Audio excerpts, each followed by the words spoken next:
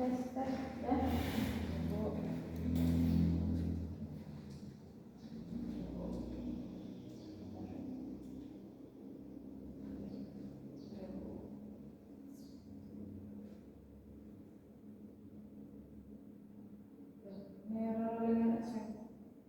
Bismillahirrahmanirrahim. Assalamualaikum warahmatullahi wabarakatuh. Berjumpa lagi sama saya ya teman-teman ya. Tapi kalau teman-teman D3 Bekasi sepertinya baru kenal sama saya ya. Saya perkenalkan dulu, nama saya Rizky Batubara. Di sini saya akan membawakan mata kuliah kewirausahaan ya teman-teman ya. Berhubung kita bulan ini sedang melaksanakan beberapa teman kita melaksanakan ibadah puasa. Jadi perkuliahan kita hari ini secara online. Nah, tapi tidak menutup kemungkinan teman-teman ketinggalan sama pelajaran seperti biasanya kita tatap muka. Tidak, ini hanya perangkatnya saja yang berbeda. Oke teman-teman, untuk pertemuan kita yang pertama di sini, saya akan menjelaskan pengantar dulu ya teman-teman ya. RPS kita yang saya slide dulu. RPS kita itu ada 14 kali pertemuan nanti, tapi ini saya akan jelaskan dulu untuk yang pertemuan pertama, capaian pembelajaran di sini. Harapannya mahasiswa mampu memahami dan memiliki pemahaman tentang wirausaha. Kemudian untuk 3 poin di sini saya akan menjelaskan dulu sedikit tentang bagaimana proses perkuliahan kita sampai 14 kali nanti pertemuan. Untuk pertama ini di sini ada RPS dan perkenalan sedikit tentang perkuliahan kita atau mata kuliah kita itu apa yang akan kita pelajari selama 14 kali pertemuan nanti. Nah, kemudian untuk poin 2 di sini memahami kewirausahaan secara umum dan teman-teman harus mengetahui apa yang dimaksud dengan kewirausahaan. Oke, jadi di sini deskripsi singkat mata kuliahnya.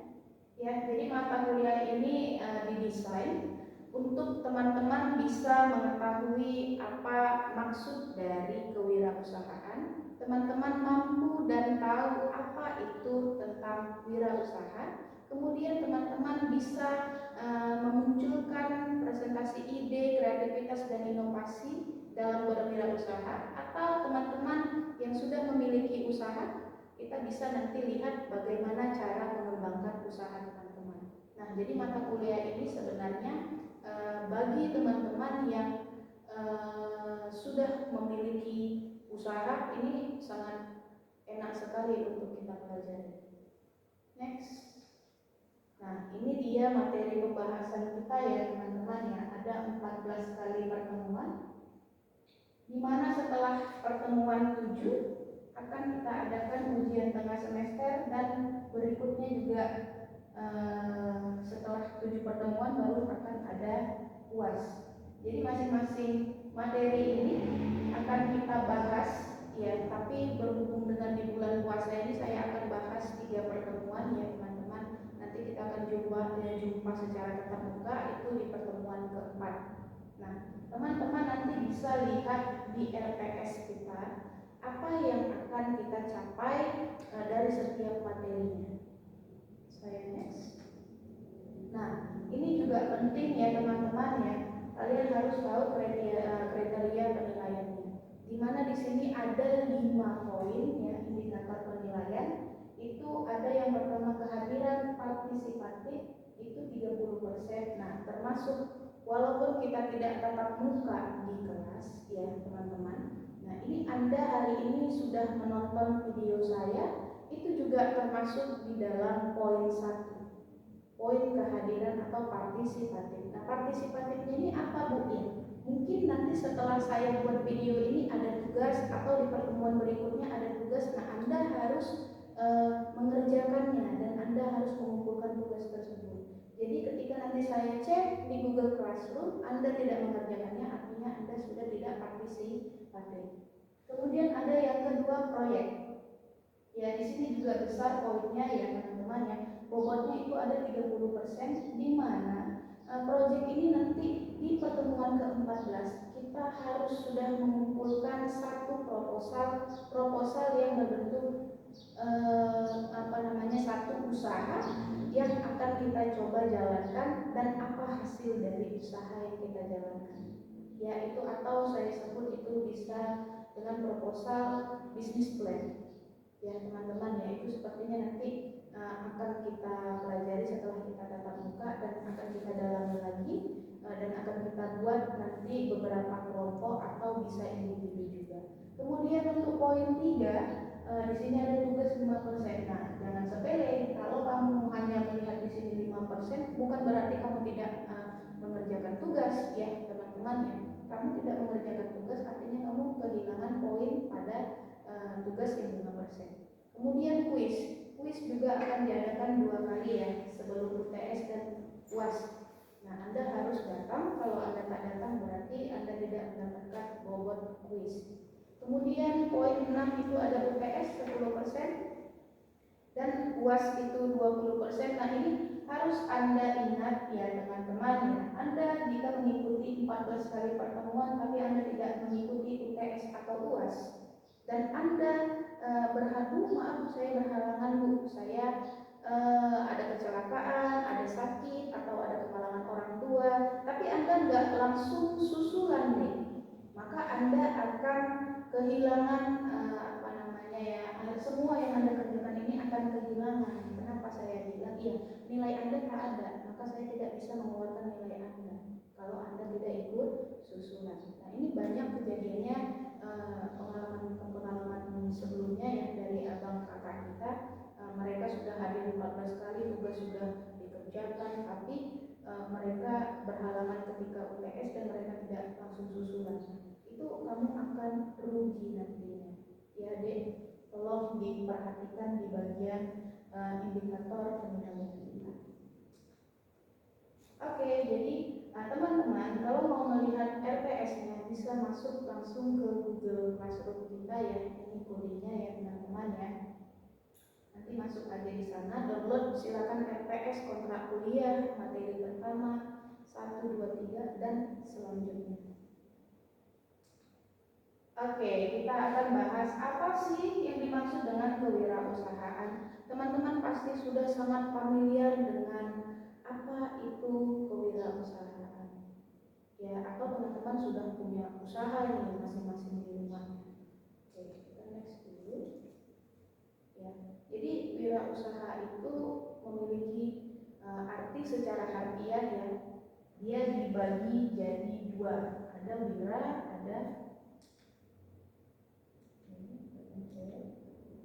ada wira, ada usaha. Jadi wira di sini artinya kalau secara harfiah itu berani.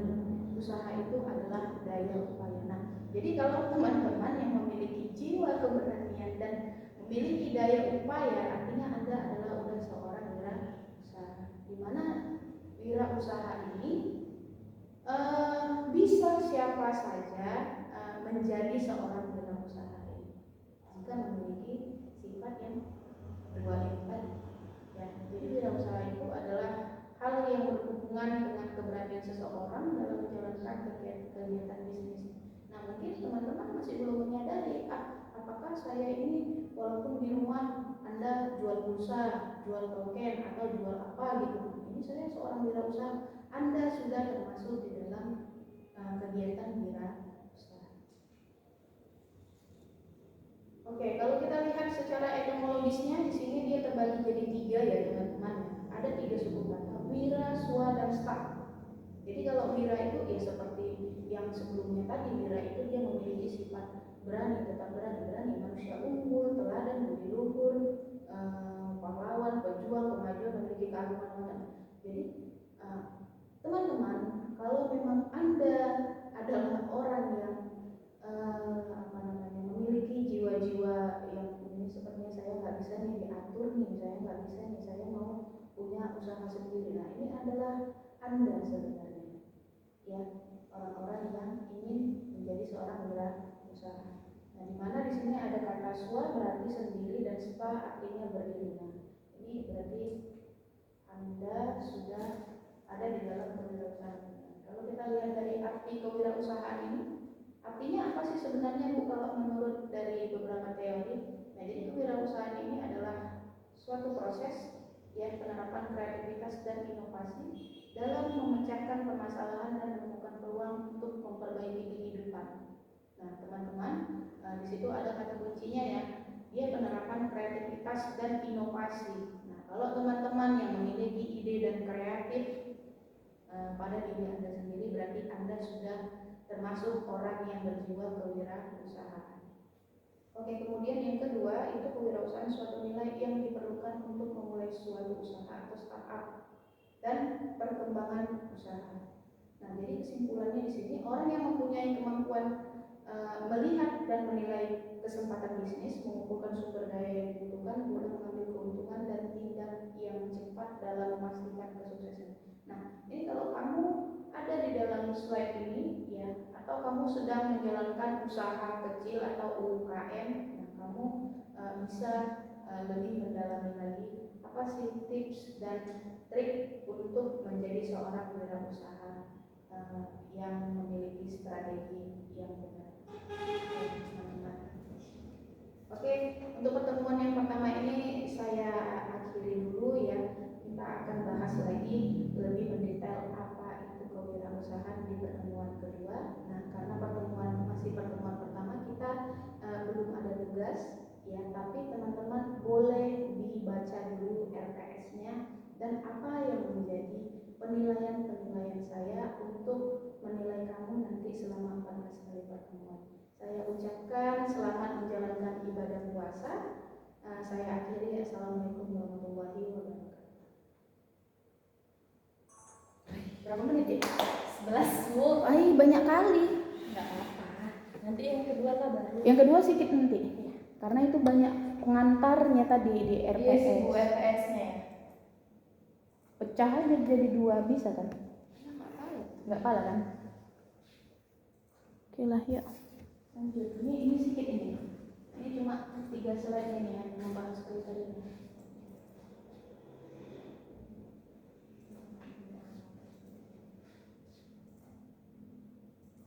Nanti kalau sekitar udah 54 menit, gini kan kita. Oh iya, udah tahu.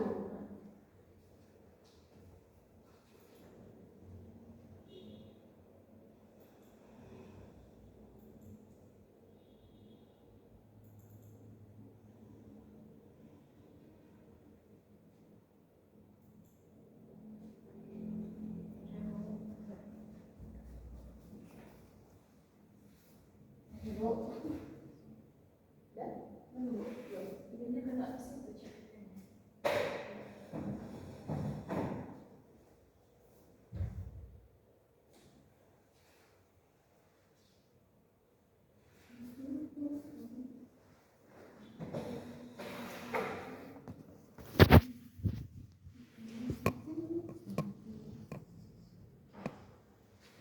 Sudah.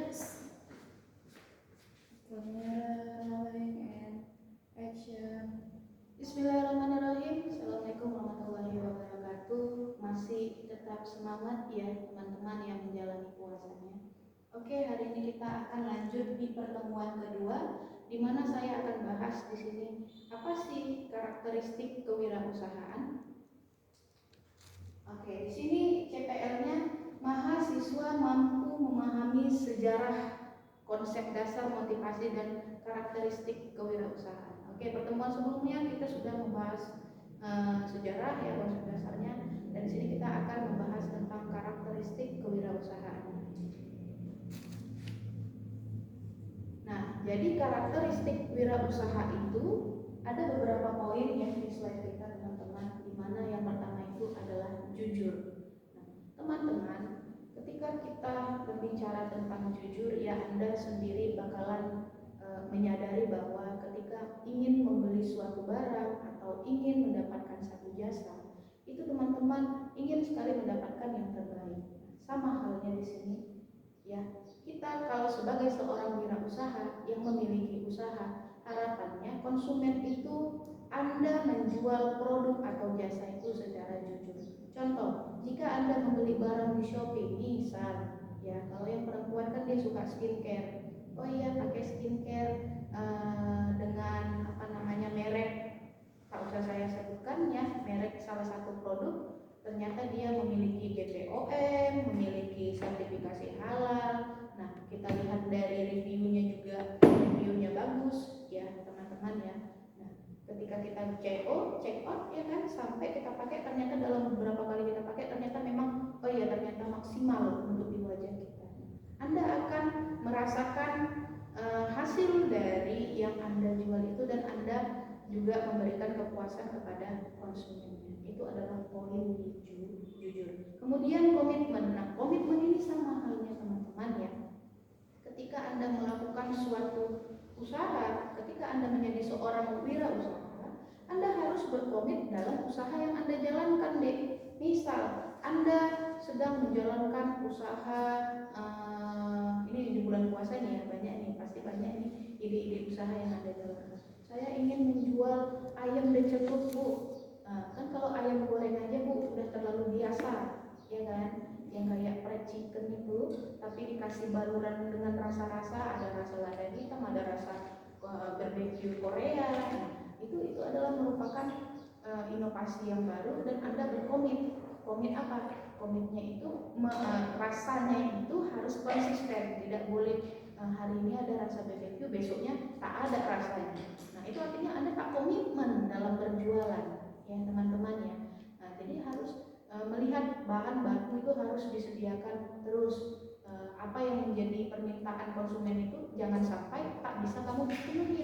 Itu artinya kamu sudah gagal dalam menjadi seorang wirausaha, wirausaha yang sukses ya, jika Anda tidak komitmen. Kemudian untuk poin 3 ya, pantang menyerah dan kerja keras ya, wajib ya teman-teman ya. Jangan hari ini buka usaha, aduh nggak ada yang beli, besok juga yang beli cuma satu ya kan.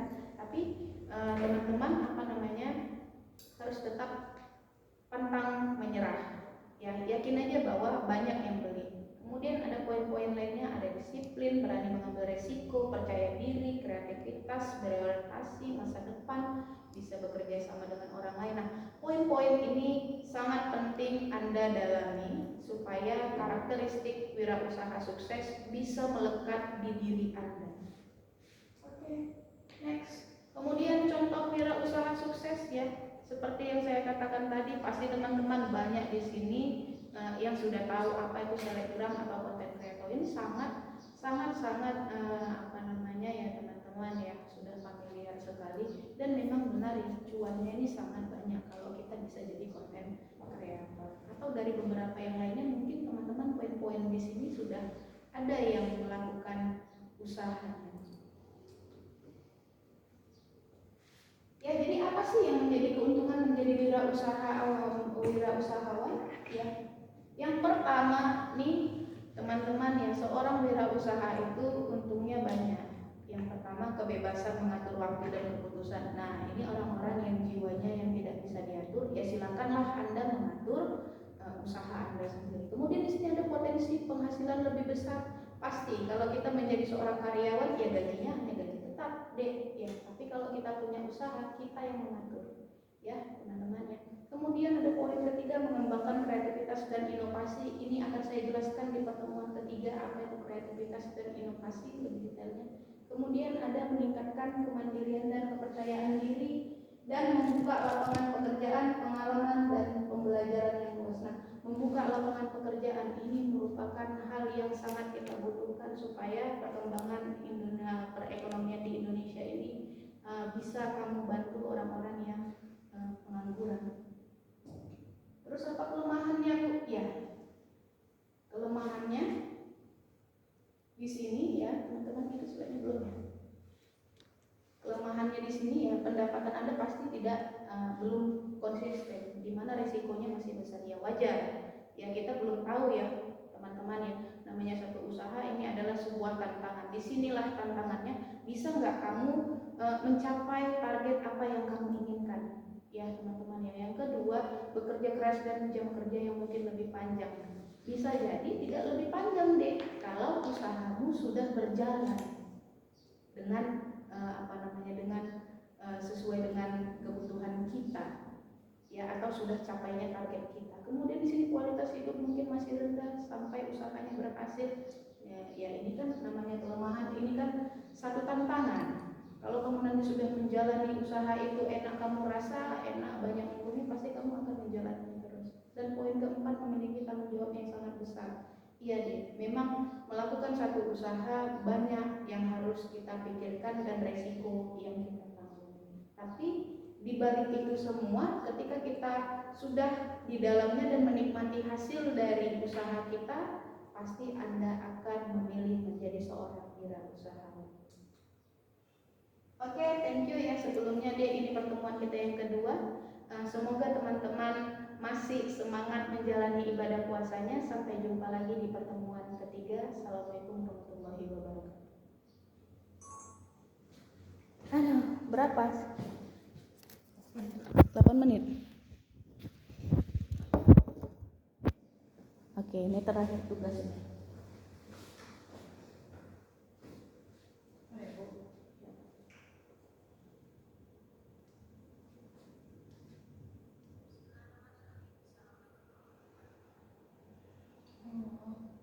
Kenapa?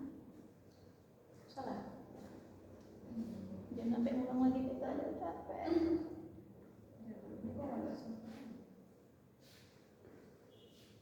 Tapi hidupnya.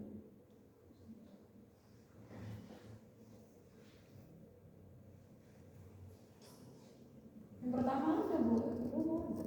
Lah, ngulang lagi. Ay Pita, capek lah ngulang lagi.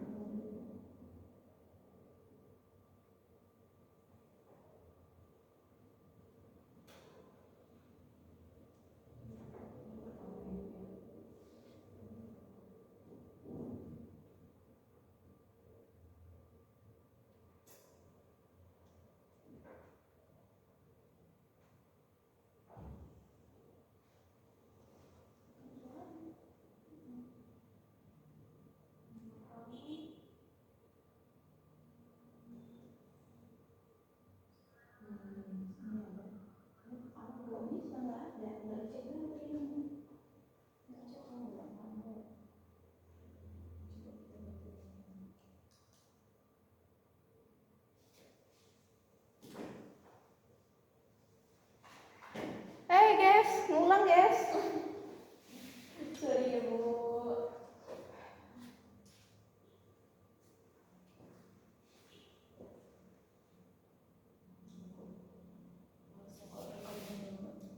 Tes dulu, tes.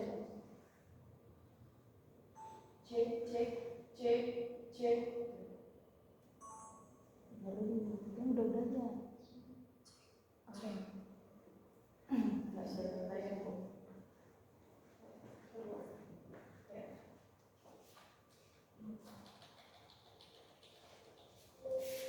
Ini waktu kita pakai. Kamera rolling and Bismillahirrahmanirrahim. Assalamualaikum warahmatullahi wabarakatuh. Kita berjumpa lagi di pertemuan kedua ya Dek. Di sini kita akan bahas tentang karakteristik kewirausahaan. Ya, bagi yang menjalankan ibadah puasa, selamat menjalankan ibadah puasa sambil mendengarkan video saya. Oke, di sini teman-teman diminta untuk bisa memahami sejarah, konsep dasar, motivasi dan karakteristik kewirausahaan. Untuk pertemuan pertama kita sudah membahas sejarah dan kita sudah membahas konsep dasar itu kewirausahaan. Jadi hari ini kita akan bahas karakteristiknya, itu ada beberapa poin di sini.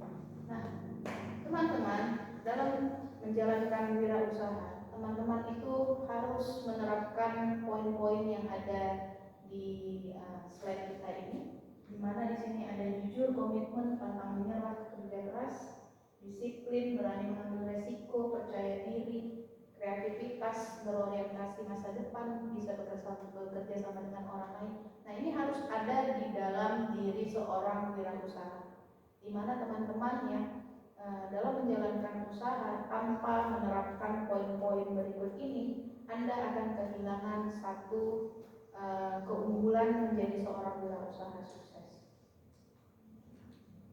Oke, di sini ada contoh wirausaha untuk mahasiswa. Mungkin teman-teman sudah ada yang menjalankan beberapa usaha di poin yang saya tampilkan.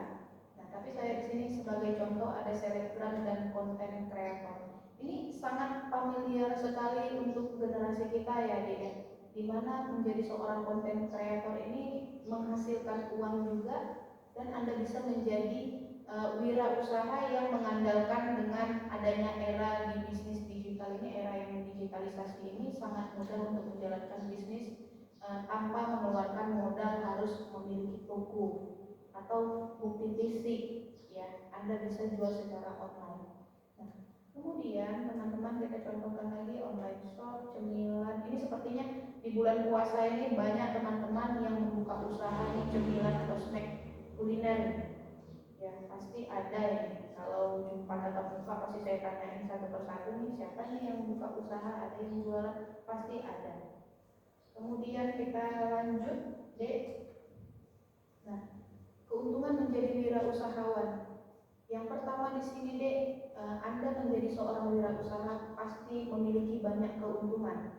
Ya, dimana yang pertama Anda bisa memiliki kebebasan mengatur waktu dan mengatur keputusan Anda. Ini bagi Anda yang memiliki jiwa-jiwa bos ini ada di sini, saya buat di sini. Kamu jadi bos untuk diri sendiri, bebas menentukan jam kerja, arah bisnis dan strategi. Nah, jadi kalau bosnya ini rajin, maka usahanya akan berhasil. Tapi kalau bosnya bangunnya jam 12 siang, gimana mau jadi usahanya berhasil? Bu, tapi Bu, saya Bu ada usaha, saya bangunnya tetap jam 12 siang. Mungkin itu usaha yang sudah konsumennya sudah paham kalau penjualnya ini bangunnya jam 12 siang. Nah, tapi saya meminta Anda coba usahakan menjalankan satu usaha itu yang memang benar-benar serius supaya mendapatkan hasil yang lebih maksimal menjadi seorang wirausaha.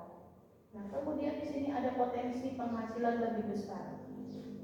Ya, potensi penghasilan lebih besar ini tergantung kamu deh. Kalau usahamu bisa maksimal kau buat, pasti keuntungannya besar. Tapi kalau kau mengerjakan usahamu itu hidup segan mati tak mau, ya kayak mana ya, begitu aja. Ini kok gini aja usaha? Ya, kamu harus melihat strategi menjadi seorang wirausaha yang sukses itu seperti apa. Kemudian di sini ada mengembangkan kreativitas dan inovasi. Ini akan saya jelaskan di pertemuan ketiga nanti lebih detailnya. Kemudian ada poin meningkatkan kemandirian dan kepercayaan diri.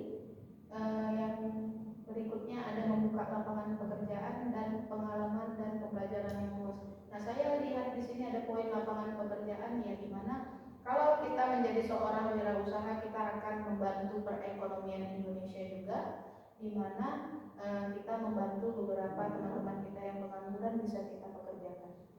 Oke, dibalik slide selanjutnya. Nah, ada kelemahannya pasti. Setiap kelebihan pasti ada kelemahan. Di sini ada 4 poin ya teman-teman ya. Saya ambil poin yang pertama, pendapat yang tidak pasti. Ya jelas, namanya usaha itu menanggung resiko. Kalau usaha lancar pasti pendapatan akan lancar. Tapi kalau usahanya masih merintis di awal, ya wajar. Kita harus lihat dulu strategi apa yang akan kita gunakan. Kemudian ada juga bekerja keras dan jam kerja yang mungkin lebih panjang. Kalau Anda usahanya sudah sudah berjalan dengan baik, saya rasa ini waktu bisa diupayakan bagaimana jam-jam yang perlu kita pakai itu sebagai bekerja. Kemudian yang ketiga, kualitas hidup mungkin masih rendah sampai usahanya berhasil. Nah, gak akan rendah kalau usahanya kamu terapkan strategi menjadi seorang wirausaha yang memiliki karakter jiwa atau kesuksesan untuk memberhasilkan usaha. Yang keempat, memiliki tanggung jawab yang sangat besar. Banyak keputusan yang harus dibuat walaupun mungkin kurang menguasai permasalahan yang dihadapi. Nah, ini nanti lama-kelamaan kamu bisa melihat apa sih yang menjadi usaha saya, kenapa bisa belum besar, belum sukses atau apa, itu kamu nanti akan tahu dengan sendirinya setelah kamu lakukan evaluasi pada usahamu. Oke, segini dulu untuk pertemuan kedua ya teman-teman yang masih tetap semangat untuk menjalankan menjalankan ibadah puasa. Sampai jumpa lagi di pertemuan kita yang ketiga. Assalamualaikum warahmatullahi wabarakatuh. Dan 6 menit Bu. 6 menit. Aduh. Terakhir. Nah, udah ada suaranya.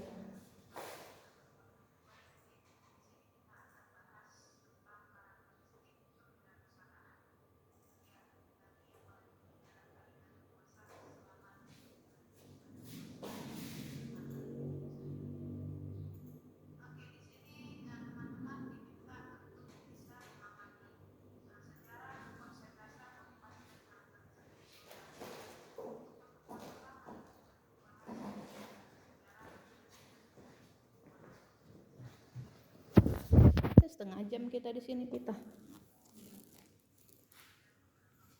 Ini bentar nih, ini tugas nih.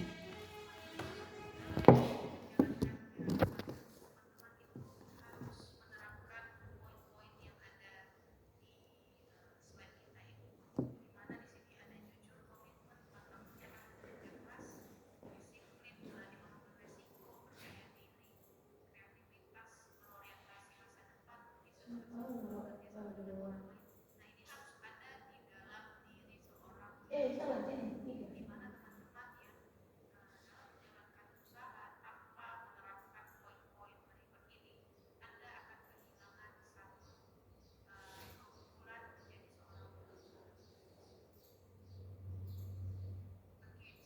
Sampai jam berapa rupanya di sini kita? Kita buat sampai yang rekaman selesai tuh. Ada yang rekaman lagi? Ada sampai Bu Riri sama Bu biar sekalian. Tapi Bu Riri habis ini nanti di. Enggak, aku buat dulu ininya materinya belum. Nanti aja lah Ibu, soalnya kita ada kerja segini. Atau aku buat video aku sendiri nanti. Nanti Ibu miripnya dari mana, dari kan? Enggak usah diedit langsung gitu aja. Ya bisa sih mungkin. Kayak gini aja udah. Tapi pakai you nggak apa-apa sih. Mungkin nggak apa-apa, soalnya soalnya kita ada dengar katanya boleh kalau misalnya rekaman sendiri. Nanti Ibu konfirmasi aja sama Bu Yuni apa. Bu saya rekaman sendiri ya. Ya Bu. Bismillahirrahmanirrahim. Assalamualaikum warahmatullahi wabarakatuh. Hari ini kita akan membahas pertemuan ketiga ya, Dek. Di mana di sini kita akan membahas bagaimana cara membangun ide usaha. Nah, di sini CPL-nya mahasiswa harus memahami kreativitas, inovasi, dan membangun ide usaha. Ya, jadi pengertian kreativitas dan inovasi, ya di sini sudah saya jelaskan di slide kita. Anda nanti bisa baca juga di slide kita. Anda bisa download di GC ya, sudah saya share. Di mana kreativitas di sini adalah bagaimana kamu mampu menciptakan ide baru dan unik, dan kamu berpikir bahwa yang sudah ada itu bisa kamu lakukan inovasi. Nah, jadi inovasi itu apa, Bu? Inovasi itu ya mewujudkan ide kreatif yang kamu lakukan di kreativitas tadi, ide baru tadi, kamu lakukan lagi ide kreatif yang bisa merubah ide itu tadi menjadi hal yang unik, menjadi hal sesuatu yang berbeda. Nah, di sini ada dia perbedaannya ya, Dek ya. Jadi kreativitas itu adalah ide bersifat pemikir atau awal proses. Nah, inovasi itu apa? Inovasi adalah yang menerapkan idenya, kemudian yang bersifat tindakan dari ini tadi. Jangan hanya dipikirkan aja, tapi dilakukan. Kemudian di sini awalnya proses, baru hasil pengembangan. Setelah kamu lakukan usaha, ya, baru kita akan tahu apa hasilnya dari usahamu itu tadi. Ya, teman-teman ya. Jadi saya contohkan di sini contoh untuk kreativitas produk dengan desain unik, kemudian cara pemasaran yang berbeda, dan untuk contoh inovasi dalam usaha ojek online. Nah, ojek online ini inovasinya dari ojek konvensional, pembayaran digital, makanan tradisional dengan kemasan modern. Nah, sekarang kita banyak nih teman-teman ini yang menjadi ojek online tanpa menggunakan aplikasi.